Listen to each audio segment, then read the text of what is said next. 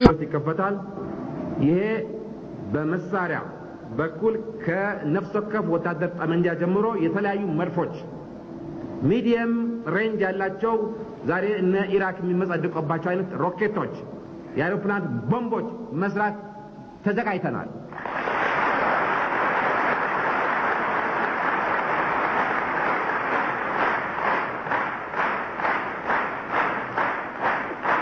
የለመንን ገንዘብም ቴክኖሎጂም ሰው እዚያ አድርሰን አሁን ቴክኖሎጂው ከተዘረጋ ነገሩ ከተወጠነ በኋላ በገንዘብ ጦት መቀጠል ተሳነን እያንዳንዱ መድፍ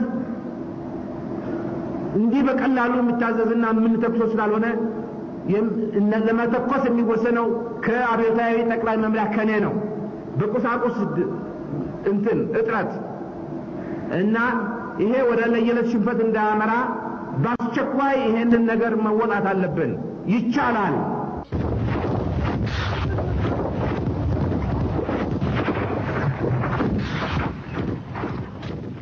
ብዙ ሰው ይሄንን ቦታ ይመኛል ሚሊዮን ይመኛው ግን መሆን የሚችለው ምንም ሆነ ምን አንድ ሰው ብቻ ነው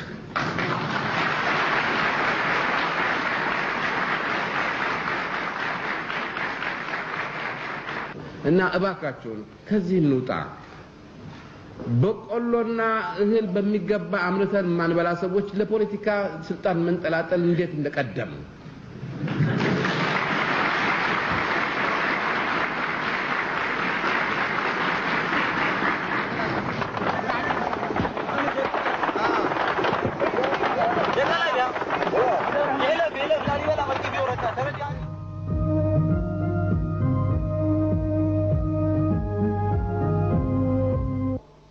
ከእንግዲህ ወዳ ይሄንን ህዝብ በየጊዜውና እንደዚህ ሆኖልሃልና እንደዚህ ሆኗል ይያል መርዶ አርጂ መሆን አንችልም ጓዶች ሰውም ሊሚት አለው ስለዚህ ቀላል ነገር አይደለም የምናወራው በቃል እንደሚደረገው በተግባር ነገር ግን ቀላል ነው ህዝቡ ከተሰል እንደውነት የሆነ ዋግ ብቻ ይበቃው ነበር ወይም ወሎ ብቻ ምንድነው ወሎ ውስጥ ብናይ ተናገሩ ከወሎ የመጣችሁ ጓዶች እኛ የምንፈልገው ይሳፓን ነው እኛ የምንፈልገው የደርግ ወታደር ነው እየተባለ አይደለም እንዴ በከበሮም የመጣውን ወያን የሚያሳልፉት ይሄ ነው ያደራጀነው ህዝብ ነው ያነቃነው ህዝብ ይሄንን ገበና መሸፈን የለብንም ይሳፓ ከየት የመጣ ነው በዚህ ህዝብ ደምና በዚህ ህዝብ ትግል የተወለደ ፓርቲ አይደለም እንዴ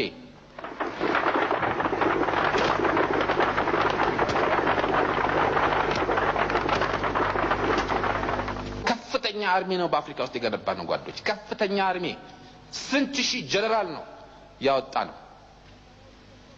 መሳሪያውን አስረከቡ ተሸነፉና ፊታቸው ወደ ሚስቶቻቸው አዞሩ ከዚህ በኋላ እንደገና ወደኔ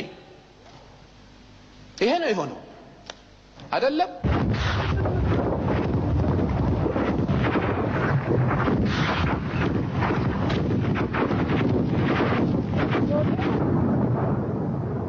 ሁላችን ተስማምተን ስናውቃ ይሄ ነው የሶሻሊዝም ግቡ በገጠር ይሄ ፋይዳ አለው ይሄ ህብረተሰብ ዛሬ ላይ ገነዘብ ይችላል ግን ማስገንዘብ የኛ ድርሻ ነው በደረቅ ቃላት ሳይሆን ከተግባርም ከጥቅሙም ነው በሚል አይነት መንገድ የፓርቲ ፕሮግራማችንና ያንዳንዳችን ህይወት ለዚህ ቆሟል ብለን የተገዘትን ሰዎች ነን እዚህ አንድ እንትን ያደረጁን ከዚህ መለሰ ሰው የለም አይደለም ወይ እዚህ እኛን እንወሰን ነው የተወሰነ ሰው ያወሰነው አይደለም የመንደርን መስረታን ፋይዳ ምንድነው በመሰረቱ ህዝብ ተሰባስቦ ነው የሚኖረው በሰለጠነው ዓለም ውስጥ በገጠርም ሆነ በከተማ እኛ እንደ አውሬ የትም ተበታትነን መኖራችን የኛን ኋላቀርነትና ህይወታችንን ደካማነት የሚገልጥ ነገር ስለሆነ ይሄን ገበሬ በአግባቡ ቀርበና ስልተን ስናበቃ ለዚህ ዓላማ ለራስ ህይወት መለወጥ ይበጃል ብለን እናስረዳው ትክክል ነው አዎ ተብሎ ነው የተሰማራ ነው ሌሎችም እንደዚሁ ሁሉ ስለዚህ አንዱም ይሄ ነው እኛ በተለያዩ ምክንያቶች ጥራቶቻችን በነገሩን ጊዜ ነው አስተሳሰባችን የሚገባን ወይስ ደግሞ በመሰረቱ መስራት ትክክል ያልሆነው ነገር በተግባር አይተንና ራሱን ጠይቀና ተረድተን ነው ወይ ስለመንደርም በኢትዮጵያ ውስጥ ያለው አስተሳሰብ የተለያየ ነው በተለያየ ይሄው ገበሬዎች እዚህ አሉ ማከላችን ምንድነው አሁን ተሰማ ያለው ነገርና ሌላው ገበሬ ሊነጻጸር ይችላል ነው ወይ? ይሄን ልተው ግድ የለም። ይሄ እንደሱ እንደ ህብረተሰቡ እንደ አካባቢ ሁኔታ እንደ ለምነቱ እንደ ግንዛቤው እንደ አመራሩ የተለያየ ችግርና ቅራኔዎች እንዳለን ግልጽ ነው። ግን ወያኔዎችን ያስነሳቸው የእንትን ነው ወይ? የአምራቾች ህብረት ስራ ማህበር በማቋቋማችን ነው ወይ? አንድ ሲንግል አምራቾች ህብረት ስራ ማህበር አለ ወይ ትግሬ ውስጥ? ሙሉጌታ ንገረን። አንድ መንደር በህብረት ስራ ማን ነው በመንደር ተሰባሰቡ ብለናል ወይ? ለ15 አመት አንድ ገበሬ አንድ ሳንቲም ቀረጥ ወይም ደግሞ ግብር ጠይቀናል ወይ? ወይም ደግሞ አንድ ሲንግል የአገር ውስጥ ገበያ ሰራተኛ ሄዶ ሲያበቃ አንድ ቁና እህል ከትግራይ ሸምቷል ወይ? ይሄ ነው ወይ አሁን ቅራኔ ምክንያት ሆኖ ሲያበቃ ይወረሩን? ስለዚህ መረጃችንም ግንዛቤያችንም መንስኤው ምናምኑን በሚገባ ማጤን አለብን። እኔ አይመስለኝም ይሄ በ1930 ዓመተ ምህረት በዚህ ምክንያት ነው የተወጋ ነው ወይ?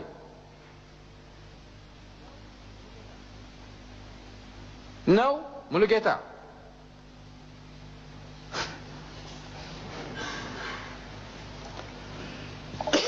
ጓዳና ጻፊ ነው የማቀው የአምራቾች ህብረት ስራ ማህበር በትግራይ ውስጥ የተቋቋመ የለም። በተወሰነ ደረጃ ጥንስስ አምራቾች የምንለው ወደ ራያ ዘቡ አካባቢ የተቋቋመ ነበረ።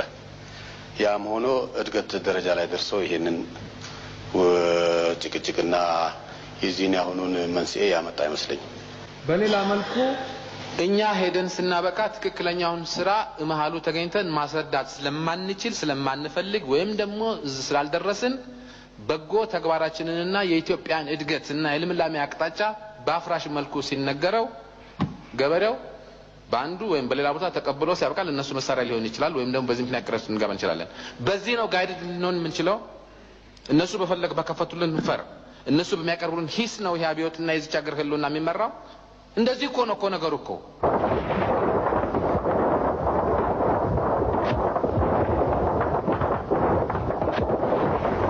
እና ሌላም ነገር ስላለ በጦርነቱ ባህሪ ውስጥ በሰዓትና በደቂቃ በሚለወጡ ነገር ውስጥ ወንበዴ የሚለውን ነገር ሁሉ አብረን ስናበቃ እሱ ይናገራል፣ አልተነገረም። ስለዚህ የኢትዮጵያ ሚዲያ ውሸታም ነው።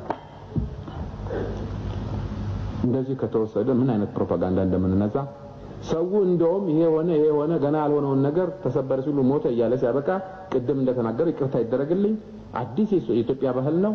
በፍጹም ይሆናል ብለን ማንገምተው ነገር ነው። ሱሪውን ያወለቃል ደግሞ የታዘል ቡታንታው ማውለቁ ነው። እውነቴን ነው የምላችሁ።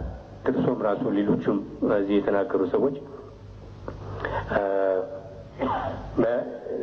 ነገሩን ምናልባት በሚገባ ተረድተዋል ወይ ሁላችን ተገንዝበናል ወይ የሚል ስጋት አለብኝ። አንዳንድ ጊዜ ይህ አይደለም ይሉ ከመድረኩ የሚታየው አንድ ችግር አለባት ፕሬዚደንት ከርሶ ይሄ መድረክ ነፃ መድረክ ነው። ይሄ ሸንጎ ከፍተኛ የስልጣን አካል ነው። ከበላዩ የወከለው ህዝብ ካልሆነ በስተቀር የለውም። የበላይ ባለሙሉ ስልጣን ነው። በፈለገው ጉዳይ አንስቶ ሊወያይና ሊወስን ይችላል ከሚለው ነገር እየተነሳ ይሄ መድረክ ነፃ ነው ይላል። ጥሩ። በአንድ በኩል ደግሞ የሀገራችን መፍትሄ የገጠመንን ችግር መፍትሄ እንፈልግ በነፃ መድረክ በነፃ ውይይት በሚባልበት ጊዜ ደግሞ አንዳንድ ሀሳቦች ሲቀርቡ ደግሞ እስቲ ይሄ መሪቱ ምንድነው? ጉድለት ካለው ከሆነ ጉድለቱ ታይቶ ውድቅ የሚሆን ከሆነ ውድቅ ይሆናል። ከመድረኩ ግን ሊኮነን አይገባም በቅድሚያ። ይሄማ ነፃ መድረክ አይደለም፣ እውነትም ነፃ አይደለም ማለት ነው። እኔ ቅድም ጓድ የኋላሸት ያለውን ነው የምደግፈው። ለምሳሌ የፕሮፌሰር መስፍንን ሀሳብ እንውሰድ። በኢትዮጵያዊነቱ ሀሳብ ሰንዝሯል። የተሳሳተ ሊሆን ይችላል። የችና ሀገር አደጋ ላይ ሊጥላት የሚጥላት ነው ብሎ ሰው ሊያስብ ይችላል። ጥሩ ዴሞክራሲያዊ መድረክ ከሆነ ቅድም እንደተባለው ይህን ነገር በትንትኑ እናውጣውና ደካማነቱን እንየው የሚል አቲቲዩድ አዝማሚያ ነው እንጂ መውሰድ ያለብን ጓድ ፕሬዚደንት እርሶ እዛ ተቀምጠው የዚህን ውይይት ነው አቅጣጫውን በዚህ ነው መሄድ ያለበት የሚለውን ከመሩማ ነፃ መሆኑ ይቀራል ማለት ነው። ነፃ መድረክ አለበትና ይሄ መስተካከል ያለበት ይመስለኛል።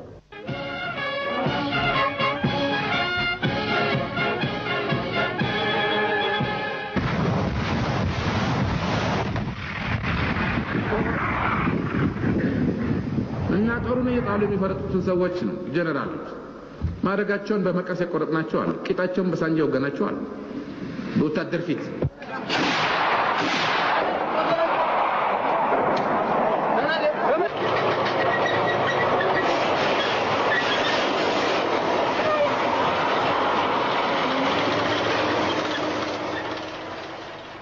እሺ እዚህ አባቴ ምናልባት በእርሶ አስተዳደር ምናልባት በእኛ አስተዳደር የኢትዮጵያ ሕዝብ የማያምንበት ሆኖ ከተገኘ ከኢትዮጵያ አንድነት በኋላ ተወያይተን እርሶም እንደ አንድ ኢትዮጵያዊ በወታደርነት ደረጃው ያድራሉ ወይም ደግሞ የአገልግሎት ዘመነው ተቆጥሮ ጡረታን እንወጣለን ምንድነው የምንፈራው ከሀገር አንድነት አይበልጥም እርሶ ነገር ግን በአሁኑ ሰዓት ላይ የኢትዮጵያን ሕዝብ 50 ሚሊዮን ሕዝብ በደም ባህር ማግደው ቆስቆሰው በርሰው ኃላፊነት 18 ዓመት ሙሉ መርተው ሳያደላድሉ ሳያረጋጉ የኢትዮጵያን ሕዝብ ለሳት ዳርገው በአሁኑ ሰዓት ውስጥ ላይ ከመሞት በስተቀር የቴዎድሮስን ጽዋ ከመጠጣት በስተቀር ሌላ እድል የለውም ይሄንንም እንደማያበላሹ አምናለሁ እዚሁ እንደሚሞቱ እንጂ እንደሌሎች መሪዎች በዩሮፕ ውስጥ ላይ ይፈጣሉ ብዬ እምነት የለኝም እግዚአብሔር ምስክሬ ይሁን ይህንን ሕዝብ አጋልጠው ይሞታሉ አይደለም መንጌ ከሰው ወንበር ላይ ደርቀው እንደ ቋንጣ እንደሚቀሩ ለታሪክ እንደሚቀሩ አምንበውታል ይሄንን ባያደርጉ ግን ታሪክ ይፋረደውታል ያለው እድል ይሄ ብቻ ነው አሁን እኛ እድላችንን 3 ቀን ነው ይሄን ታሪካዊ መስጊድም ሁለተኛ የምንገናኝበት አይመስለኝም እኔ እየጠበበኝ መጥቷል እየጨነቀኝ መጥቷል እናንተ አይገባችሁም ለሞት የተዳረገ ሕዝብ ዳምኗል ሞት ያደነዘዘው በልጅ ልጅ ስራ ነው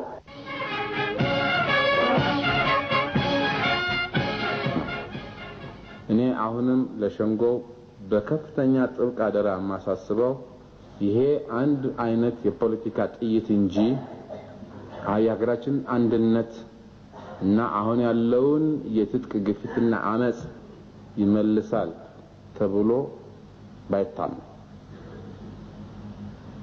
እና በዚህ መልኩ ከኛ ከራሳችን ጀምሮ ህብረተሰቡም ተዘናግቶ አዲስ አበባ በጅንጀሮ እንዳይወራ ተነገ ጀምሮ ለትጥቅ ትግሉ መታገል የጦር ሜዳ ሁኔታና ሚሊተሪ ሲቹዌሽኑ እና ዛሬ እናንተን እዚህ ቁጭ ያደረግንበት ምክንያት ነገ የሚጠብቀን ስራ ስላለ እና የነገው ቀን ምን ሊሆን እንደሚችል ፕሬዲክት ማድረግ ስላልቻል መሆኑን ላስገነዝባችሁ እወዳለሁ ምናልባት በዚሁ አካባቢ ውጊያ ይጀምራል እና እያንዳንዳችሁ እንግዲህ እዚህ ላይ ነው ያ ኢትዮጵያዊነታችን የምንመዘንበት እና የተናገርነውን ሆነን የምንገኝበት ቋሚም የሚያልፍም የሚታዘብበት ሁኔታ የሚታይበት ይሄ ነው እነሱም በእውነት ለዲሞክራሲና ለሰላምና ለእኩልነት እንደሆነ የቆሙት ይሄንን ስንል መቆም አለባቸው ኢትዮጵያን ለመበተን እንደሆነ ይቀጥላሉ ኢትዮጵያን ደግሞ ለመበተን እስከተቀጠለ ድረስ የኔ ግንባር እስከተበተነ ድረስ ደግሞ በበኩሌ ከኢትዮጵያ አንድነት ኃይሎች ጋር ትግሌን ይቀጥላል